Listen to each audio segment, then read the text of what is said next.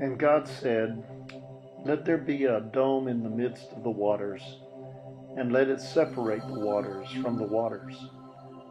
So God made the dome and separated the waters that were under the dome from the waters that were above the dome. And it was so. God called the dome sky. And there was evening, and there was morning, the second day. And God said, "Let the waters under the sky be gathered together into one place, and let the dry land appear." And it was so. God called the dry land earth, and the waters that were gathered together he called seas. And God saw that it was good. Well, good afternoon, Seaside UMC. I trust that everything is going well with you. I just wanted to drop a little quick thought to you this afternoon as we continue to do our part to help stem the tide of the spread of the coronavirus, or COVID-19 as we've come to know it. My thoughts today are around water. I was intrigued by the sunset that you were able to see on the video. The sky was such a pretty color, and my mind went to the Genesis passage in chapter 1, where God separated the land from the sea. And I began to think about how important water was in the Bible. It was certainly very important to the people in biblical times. I mean, even today, you go to Israel and you'll see out in the middle of what looks like a desert or a wasteland, all of a sudden a patch of green where they have managed to get the irrigation process to it and turn what was unproductive into productive land. It's really quite fascinating. And it reminds me of the fact that water is such an essential part of life. And when we look at so many illustrations of it in the scriptures, it carries an interesting dichotomy. There are places in the scripture where the sea is identified with the judgment, such as we find with the story of Jonah as a good example.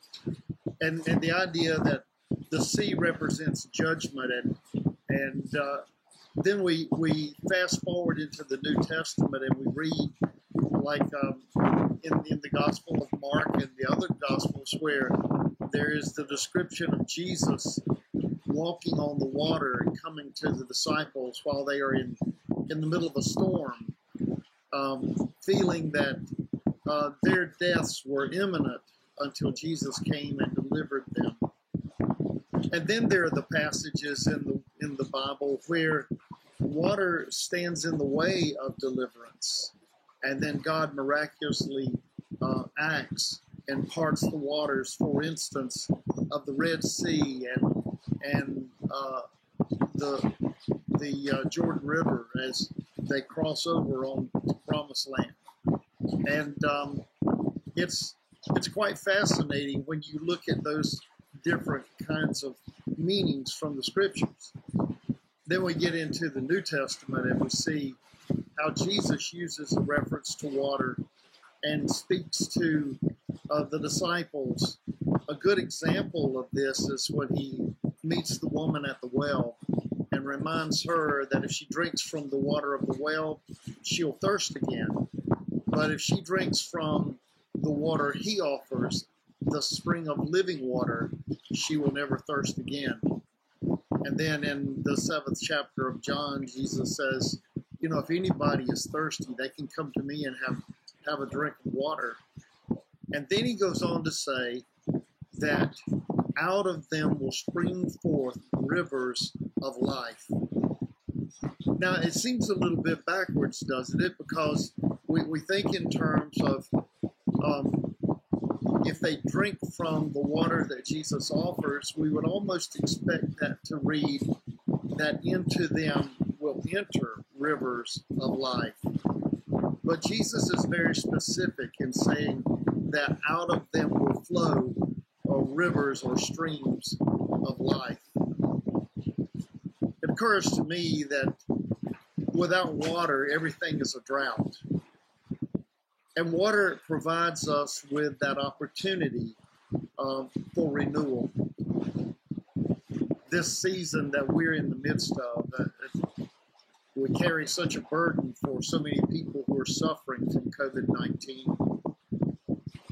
But it is an opportunity for us to allow a renewal to take place in our own lives, that we can allow the streams or rivers of life to flow from us into the world around us.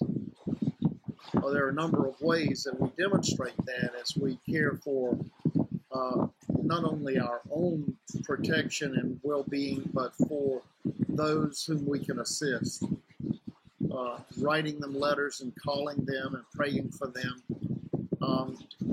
Being a community of faith.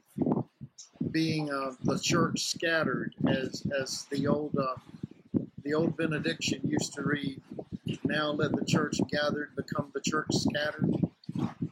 Well, we're certainly the church scattered these days, but because of so many wonderful people, we're really staying in touch with one another. I thank you for all that you are doing. I was thinking the other day as these thoughts were formulating in my mind, how life is not so much linear as it is cyclical. Even in the process of what we read taking place in Genesis, separating the water from the land so that the land can produce vegetation and the water can provide nutrients for that vegetation. I'm not a botanist, and there's a lot I don't know about an awful lot of things, as you already have figured out. But one thing that I am impressed with is the process of photosynthesis. How a tree, for instance, will draw nutrients from the ground up through its roots and through the trunk to the leaves, and then the leaves will emit carbon dioxide into the atmosphere and provide means by which we can breathe and gain the oxygen that we need. And then the water returns back to the earth and provides the nutrients again, and it's a cyclical process. So even in a season like this, nature is in the process of renewing itself in the cyclical fashion that we know of as photosynthesis. Perhaps this is a season when we too will enter into a period of regeneration, a time in which we become intimately acquainted with the disciplines that John Wesley taught us, the spiritual disciplines that keep us on a road to growing closer and closer with Christ. Just as the water is given as a gift to all of creation, the Spirit is at work in our lives, even in a season like this. Allowing the Spirit to work within our lives to nurture us in the faith and keep us alive spiritually enables us to become the conduit by which we are able to communicate to all the world the love of God. I don't know of any time in my lifetime that we've needed that more than we do today. So my brothers and sisters, this is my thought for today, and I hope you'll have an opportunity to tune into the service for tomorrow morning. Stephanie has that ready to go, and we look forward to worshiping together even though we are apart. Go in peace, and God bless. Amen.